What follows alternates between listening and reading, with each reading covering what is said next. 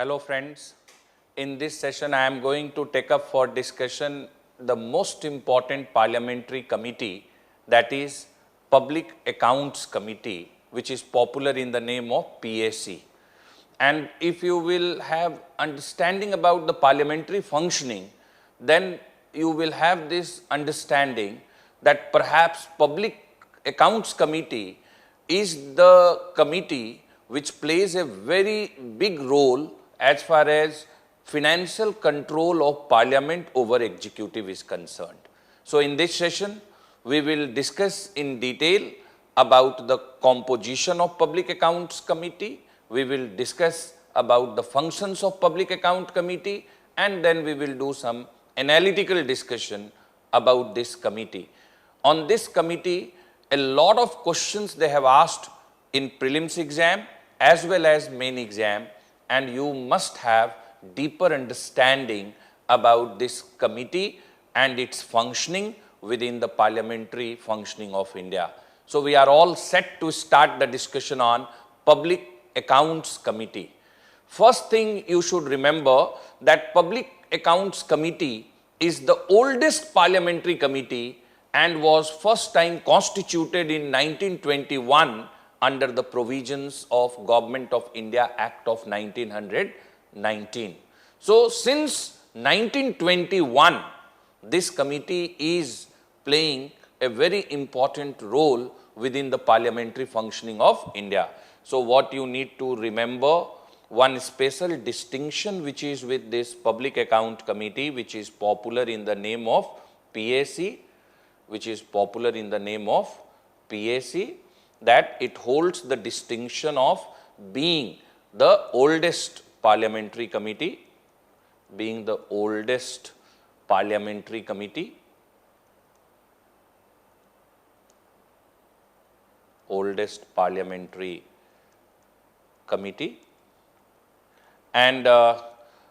since 1921 it's there.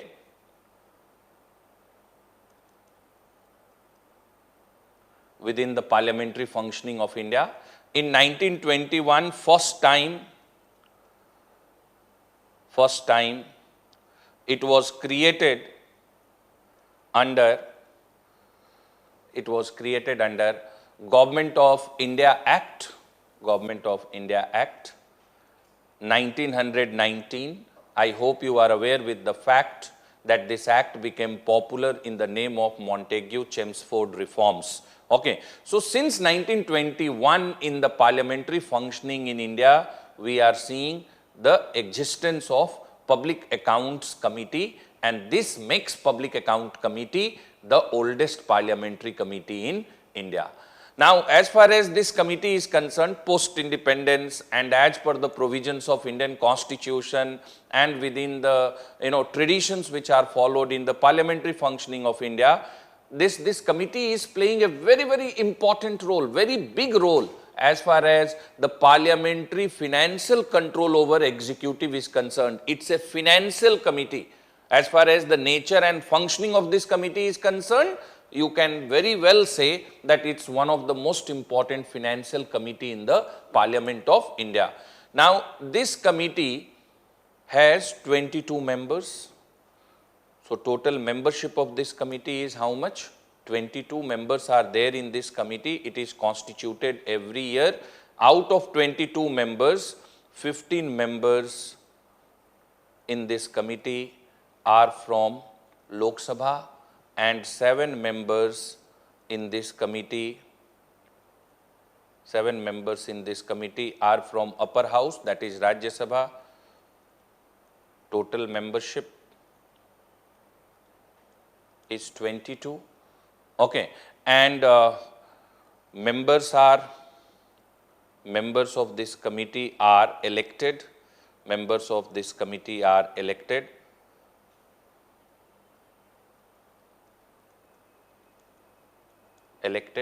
And they are elected through proportional representation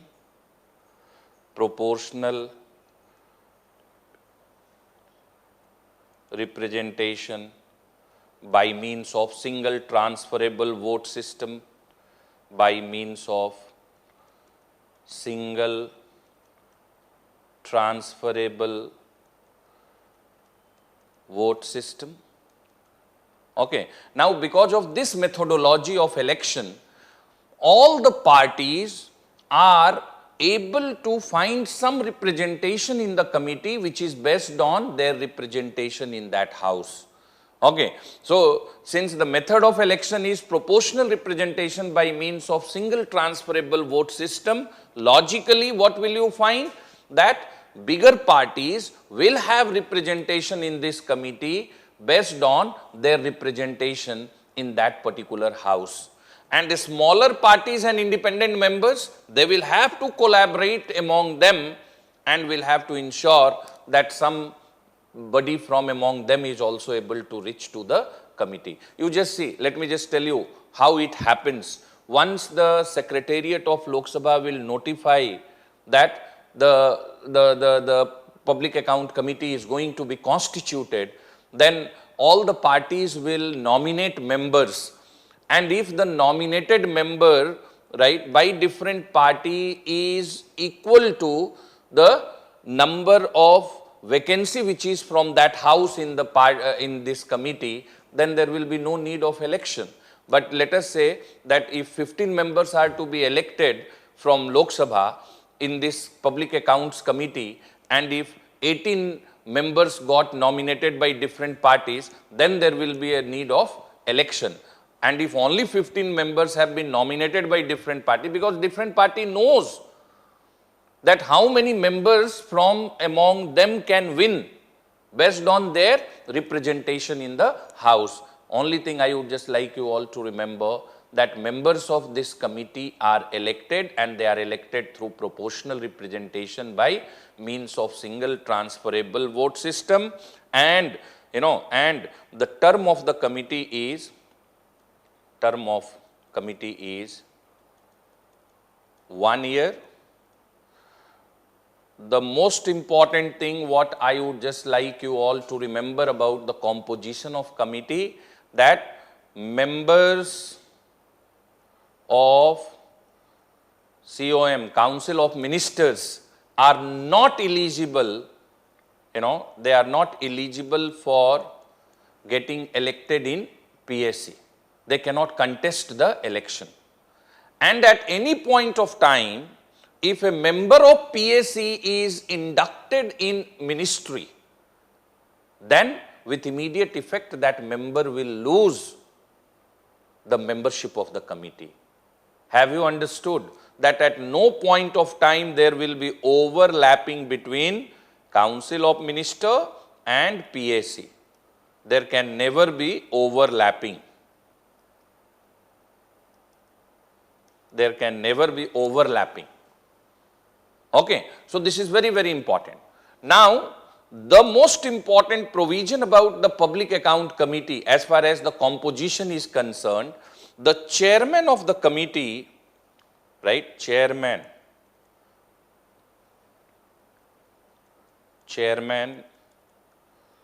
of committee is appointed by the speaker. Appointed by Speaker of Lok Sabha. Okay. So the chairman of the committee is appointed by the Speaker of the Lok Sabha, but while appointing the chairman, the Speaker of Lok Sabha is obligated to follow one rule and one tradition. What is the rule? The rule is that the chairman should be appointed from among the Lok Sabha members of the committee. Very, very important. You all should remember this, right? That the chairman is to be appointed from among the Lok Sabha members of the committee. What it means? That in this committee, 22 members are there, 15 are from Lok Sabha, 7 of them are from Rajya Sabha. So one chairman is to be appointed by the Speaker of the Lok Sabha, and somebody from among these 15 members who are from Lok Sabha can be appointed as the chairman. Have you understood this? So never ever Rajya Sabha member of the Rajya Sabha member who is the member of this committee can be appointed as the chairman. So while appointing the chairman, one rule which Speaker of Lok Sabha has to follow is that chairman must be from among Lok Sabha member of the committee. So 15 members in the committee are from Lok Sabha. One among them can be appointed as the chairman by the Speaker of Lok Sabha. This is the rule, right? This is the rule. So what is the rule? Chairman should be from among, the chairman should be from among the Lok Sabha member of the committee. From among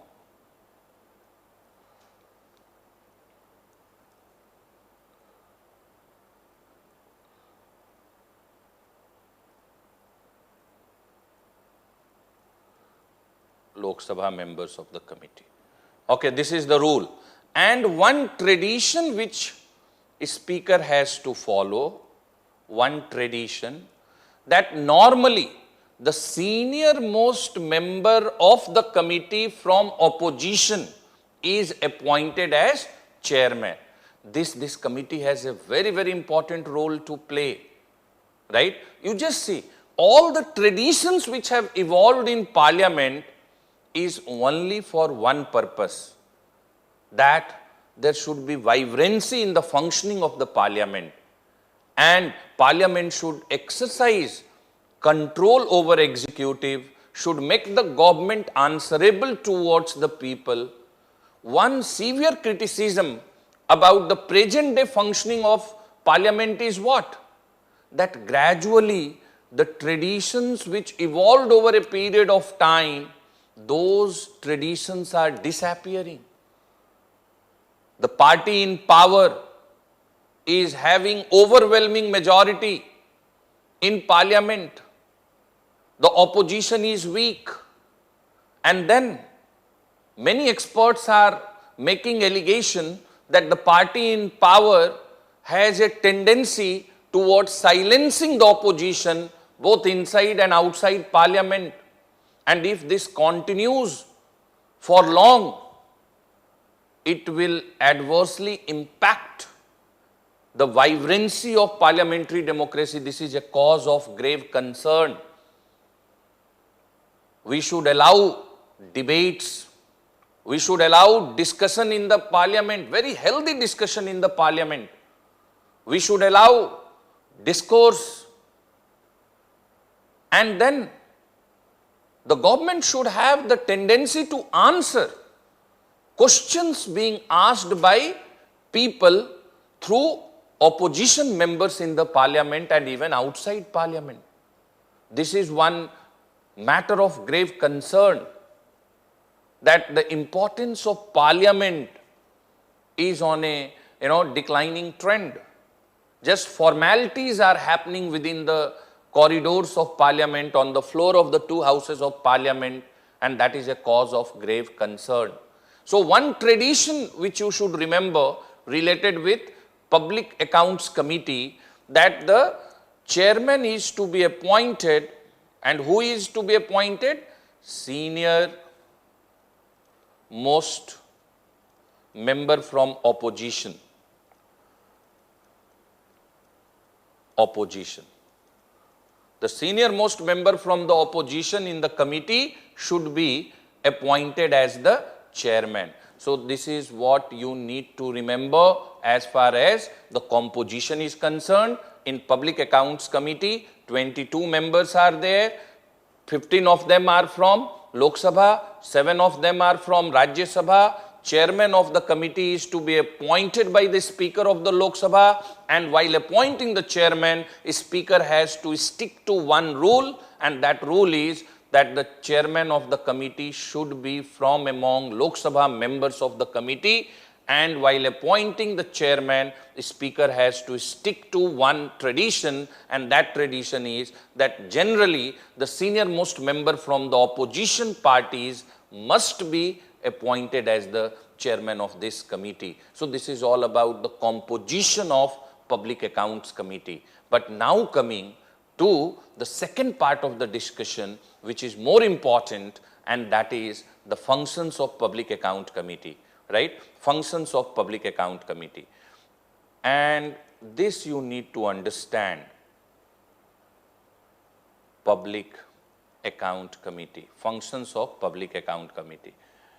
Now, to explain you the functions of Public Account Committee, I will have to just say something about CAG. So, there is a constitutional body called Comptroller and Auditor General of India. And all provisions related with CAG you will find in Article 148 to 151 of the Constitution. We will have a detailed discussion about the Comptroller and Auditor General of India separately in another session. Okay, but at this point of time, you just have to remember few things, that there is a constitutional body called Comptroller and Auditor General of India. All provisions related with CAG finds mention in Article 148 to Article 151. This is what you need to remember. And CAG is neither the part of legislature precisely, right? If we see, then we can conclude that CAG is neither the part of legislature, it is nor the part of executive, but CAG is a constitutional body. It's an independent constitutional body. It's an independent constitutional body, and through its function, this body helps legislature exercise a very strict financial control over executive. Okay. So, we will have a lot of discussion about CAG separately in other session, but at this point of time, only thing you need to remember that CAG is an independent constitutional body, and it is neither the part of legislature nor the part of the executive, and this independent constitutional body through its functions, through its works, helps legislature exercise a strict financial control over executive. How? What you should remember, that CAG will audit, right? The CAG will audit accounts of Government of India and will prepare a report, and this report is submitted by the CAG, right? This report is submitted by the CAG to whom? President of India, right? This report is submitted by the CAG to the President of India, and President of India causes it to be tabled before Parliament. Tabled before Parliament. So, this report, right, will be tabled before Parliament. Who causes it to be tabled before Parliament? President. But I don't know how many of you have this awareness that auditing is a highly technical subject. If any one of you will read any of the auditor's report, most part of the report you will not be able to understand, because the language is technical, terms used is different. Okay. So, the moment this CAG report is tabled in the Parliament, it is referred to PAC, Public Account Committee. So, Parliament will immediately, right, refer the CAG's report to Public Account Committee. And this Public Account Committee will scrutinize and examine,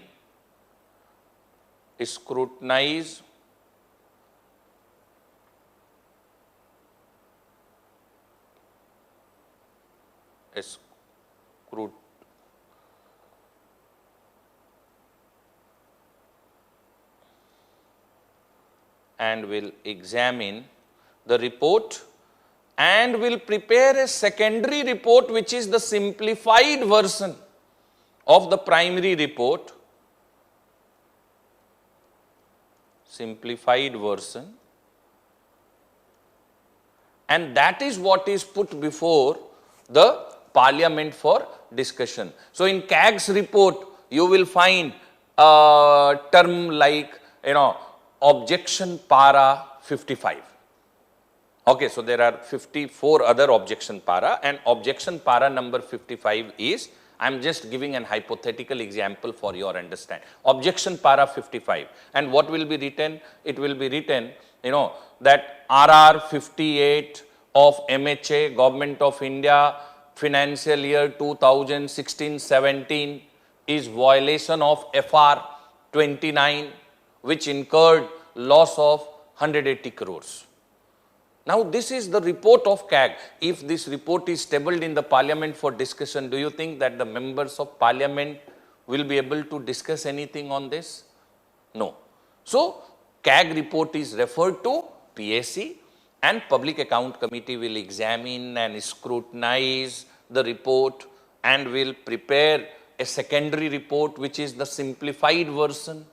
This committee will see that what is RR 52, 55, whatever of Ministry of Home Affairs for the financial year, and they will ask clarification from the Ministry of Financial Year about that, RR revenue receipt number that, okay, or expenditure done by the ministry. Okay, so like that, okay, like that what will, they will ask for the clarification and they will find.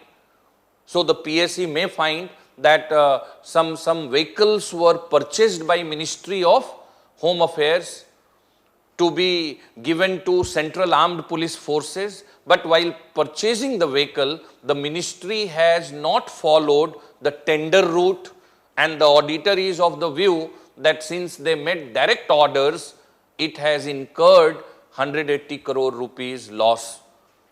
Now, they will write in their report in simple form that while purchasing vehicles by the Ministry of Home Affairs for Central Armed Police Forces, tender route was avoided, and that has caused, 180 crore rupees loss. Now, this will be discussed in the Parliament. So, I just want you all to remember, as far as functions of, as far as functions of PAC is concerned, number one, what you should remember, that PAC will scrutinize,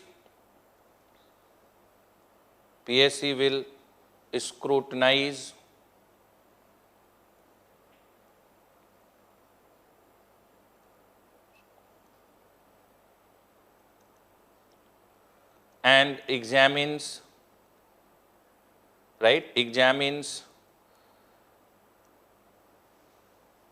number one, the report of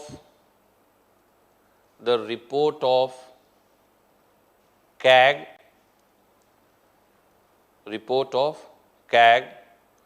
related with Government of India, Second important thing it will scrutinize and examine is the appropriation account of Government of India, appropriation account of Government of India. You remember, I have already explained you what is appropriation account. Okay, so all the ministries will put a demand for grant before Parliament that in the forthcoming fiscal year, financial year, how much money they need to meet their all expense. So when all the demand for grant of different ministries and departments are put together in the form of a single bill, and that will tell the specific purpose for which they are demanding the grant, demanding the money. And that is what is approved by Parliament. So, appropriation account of Government of India is also scrutinized and examined by the CAG in addition to the report of, examined by PSC in addition to the report of CAG. Third important thing, which is scrutinize and examine, right? Scrutinize and examine, right? Any other account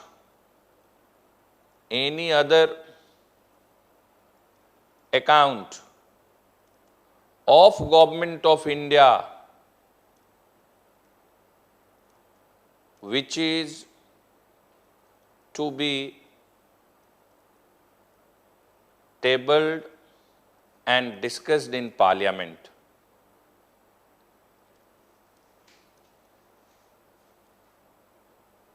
Discussed in Parliament. So what is the function of this Public Accounts Committee? To scrutinize and examine the report of CAG related with Government of India, the appropriation account of Government of India, or any other account of Government of India which is to be tabled and discussed in the Parliament. But the most important thing, right, the most important thing what PSC has to do, right, while Public Account Committee, right, while Public Account Committee is scrutinizing and examining these accounts, they will have to satisfy themselves. Okay, so Public Account Committee, right, Public Account Committee, while scrutinizing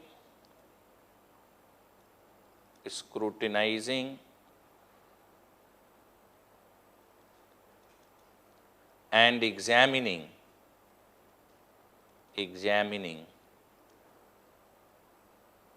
Government of India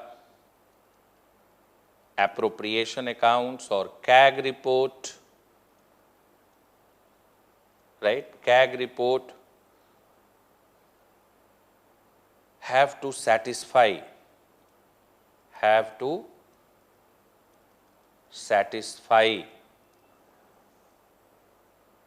three things, right? They have to satisfy on three things. Number one, right? Number one, that the accounts having disbursed, the accounts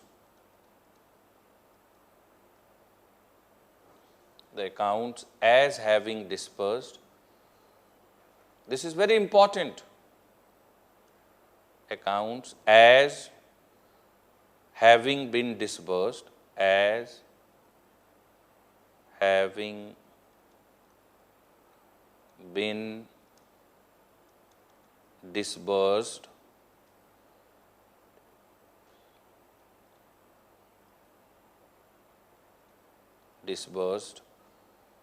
were legally available,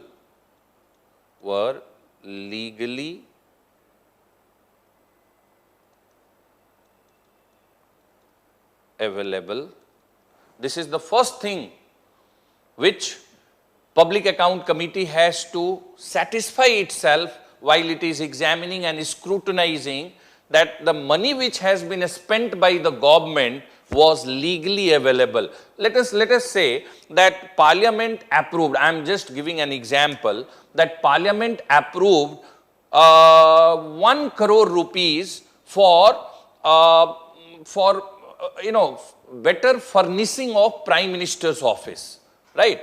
That some better furnitures are required, some painting, denting is to be done, some interior work is to be done in the office because foreign delegates are coming, everybody is, it's the most important office in the parliamentary form of government which we have in India. So Parliament has approved 1 crore rupees that you just use this money and better interior work should be done inside the office, better furniture should be purchased, some better decoration should be there, it should look nice, like that, 1 crore. But what this committee is finding, that while spending money, so many things have been purchased that total amount appears that it has been spent 2 crores. Now, this is where PSC will object. Maybe another 1 crore might have been given by someone just to, just to seek favor from the government later. Maybe some industrialist, maybe some businessman has, very happily offered that, sir, you should not be worried, you are the Prime Minister, I will get the office renovated through my expense, whatever government can spend, well and good. So this is what is one very important work of this Public Account Committee, while examining and scrutinizing that the accounts as having been dispersed were legally available or not. They will have to satisfy that the money which has been spent by the government was legally available. So this is one. This is number two, right? Number two, what they have to see? They have to see that expenditure, this is very, very important, expenditure conforms to the authority which governs it. Expenditure conforms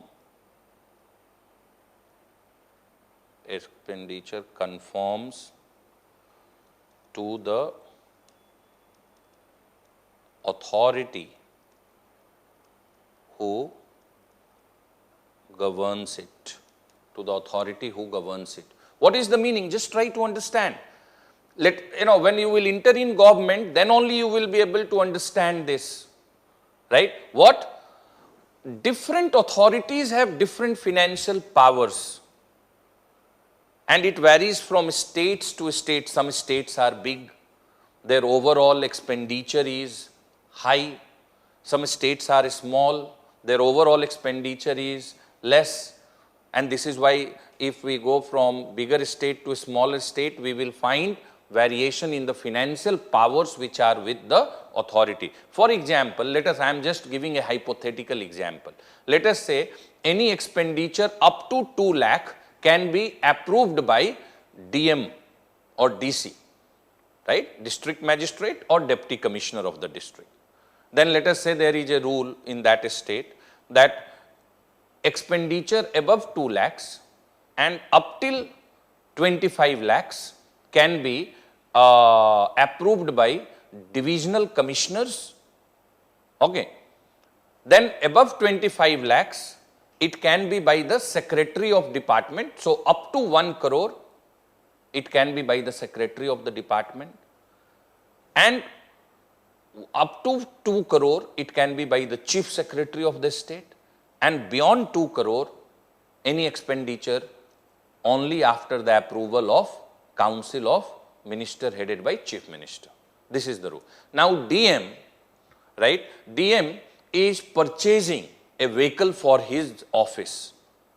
But the DM is telling, right? DM is telling the company from where the vehicle is being purchased that, see, the vehicle cost is 20 lakhs, but I will make payment in 10 parts of 2 lakh each. And every time DM is making the approval because he is very much competent to approve up to 2 lakhs. Now this will fall within what? That it has been, expenditure is not confirming the authority who governs it. There was, a break induced in the payment only to bring it within the financial power of that authority. So this is very, very important. You need to understand that Public Account Committee will see, while examining and scrutinizing the accounts, that expenditure confirms the authority who governs it. And the third important thing, which is the most important, right, that expenditure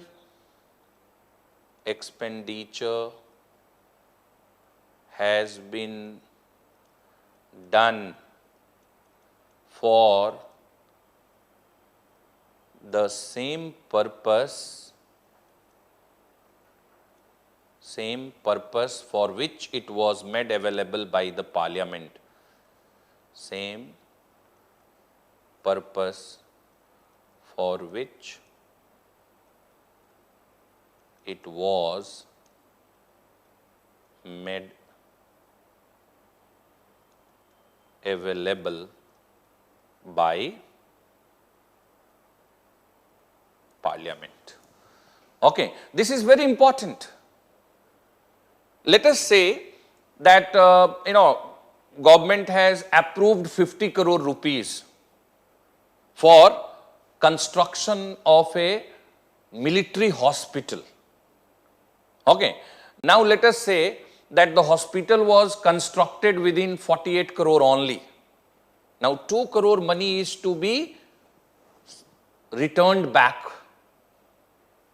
Now let us say that if the Ministry of Defence or Indian Army is using the 2 crore money to construct a golf course within the hospital premises, it will be objected by Public Account Committee that it has not been used for the purpose for which it was made available by Parliament. Not even a single penny can be diverted for being used for purpose which was not approved by Parliament. So this is very important. So I just want you all to remember this. What? That Public Account Committee, while examining and scrutinizing CAG's report or the appropriation account of Government of India or any other account which is to be put before the Parliament for debate and discussion and scrutiny, will use its intention and will satisfy itself that the accounts as having been disbursed were legally available, expenditure confirms the authority who governs it, and the expenditure has been done for the same purpose for which it was made available by Parliament. And this what makes Public Account Committee the most important parliamentary committee as far as parliamentary functioning of India is concerned. And let me tell you, my friends, that Public Account Committee will use all its wisdom, will use its good intention to find cases of financial misappropriation or negligence on the part of government which has led to financial loss, scam, fraud in government expenditures or financial irregularities. They are not very expert people, right? They are not very expert people. They are also members of Parliament only, but they will use their wisdom and good intention. So, members of this committee,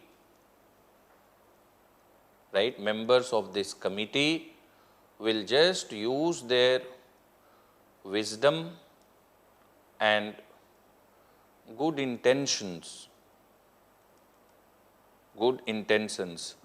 and they will try to bring before Parliament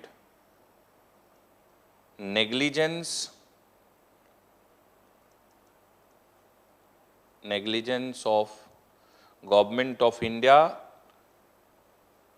resulting in financial loss,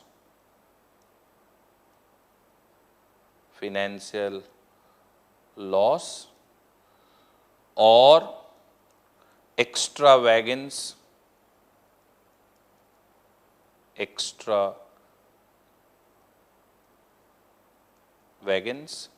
okay. They will also use their wisdom to, to bring cases of financial misappropriation,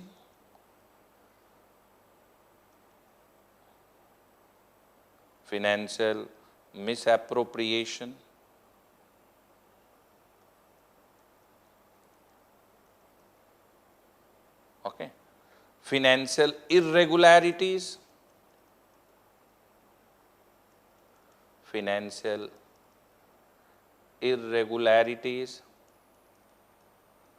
okay.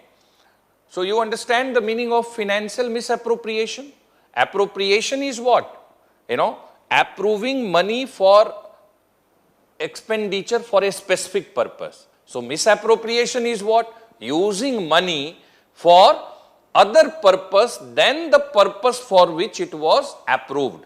That is what is financial misappropriation. What is financial irregularities? Not following the procedures which are mentioned in the rule book. That is what is financial irregularities. And they will also expose the cases of scam, right? They will also expose the cases of fraud in government functioning.